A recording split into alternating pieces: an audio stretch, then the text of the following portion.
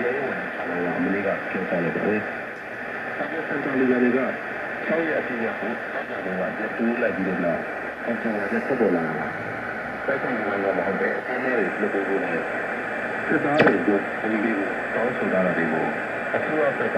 မျိုးနဲ့အောင်ချိန်ပူပေးလိုက်တာလို့လည်းတာလီဘန်တွေကပြောပါတယ်။အစ္စလာမစ်တွေရဲ့ခဏတစ်ကြာဒီချက်တန်ကိုပုံစံချလို့အရှင်းတတ်ပြီးကျူးရတဲ့အနေနဲ့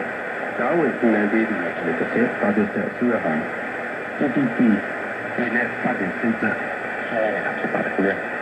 မဆန်းနိုင်ငံကယူကရိန်းကိုရောက်ချနေတဲ့ဒေါ်ဝင်မောင်ကရင်းနှောင်းကိုရုတ်တရက်မြင့်တင်လိုက်တာကိုယူကရိန်းကလက်မခံဘဲပယ်ချလိုက်ပြီးရုရှားကနိုင်ငံကခုံသမားပြီးရုံးမှာတရားစွဲဆိုမဲလို့ဖြစ်ဆိုပါတယ်။မဆန်းကိုဆိုရတဲ့တွင်းရဲ့အတွက်နှစ်သိန်းဘုံတောင်းရတာဟာစီးပွားရေးအရာရောင်းတော့မှုဖြစ်ပြီးယူကရိန်းဆိုရတဲ့ကိုအရေးကိုအစ်စ်ပေးဖို့ရည်ရတာ